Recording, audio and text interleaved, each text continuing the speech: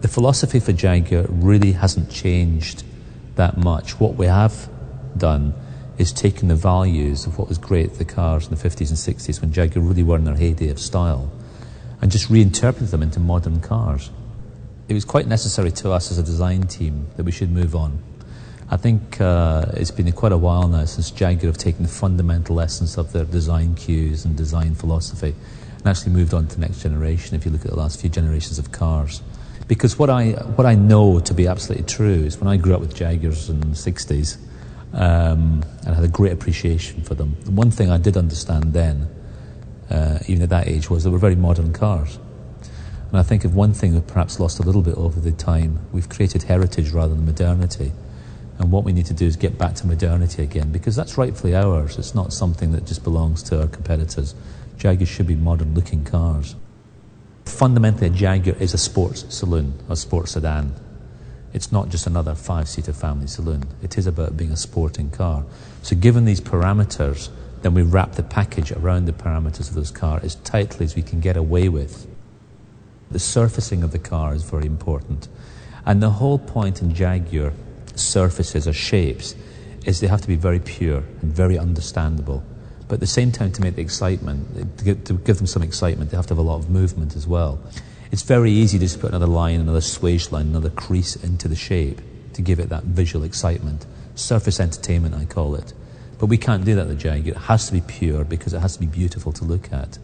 And we all know that the most beautiful things in the world are very, very disciplined. They're very, very precise. So there's a huge exercise in trying to get that surfacing absolutely right and not put in a line too many, a line too little. We always say with a Jaguar, it should have a latent, a sense of latent speed about it, a poise. It looks like it's about to take off. We wanted something that really drove the car towards the front to give that visual dynamic. And so we put a very, very strong surface form on the bottom half of the car that drives into the front and drives your eye right to the front of the car, giving it that sense of poise, that sense of latent power that it has. When it comes to the lamps, we actually started with 4 round lamps. So, we actually started with the oval grille and the 4 round lamps. That's how we started with when we started producing the ideas for this next generation. The oval grille went because it was too retro, it was too old. The 4 round lamps then started to look just like the last one before that. So what we've done now is kept the 4 round lamps. They're in there, but they're actually sort of submerged in this beautiful, very elegant form which floats over the top of the car. Now that form in the top of the car is actually very similar to an XJ or a Mark X. It's still there, but in a much more modern execution. And if you see that little rise over the main lamp feature, that's very Jaguar. It's very sculptured, but it's also very controlled and very disciplined. We're also looking at lighting in a very strong manner. As you can see in this one, we have this very deliberate blue light. And of course, it's designed to emphasize the simplicity of the car. I think if you do a good enough design that has its right values, has the right discipline, and it's genuine from the heart of what you're trying to do, and this car and its subsequent cars will be, then it will be successful. And if it's successful, people will like it.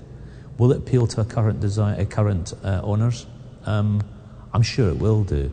They'll get it quite quickly because they'll understand these values that we understand. They'll also realize we're trying to make a huge leap forward, but they'll come with us, I'm quite sure. I don't have any doubts about that.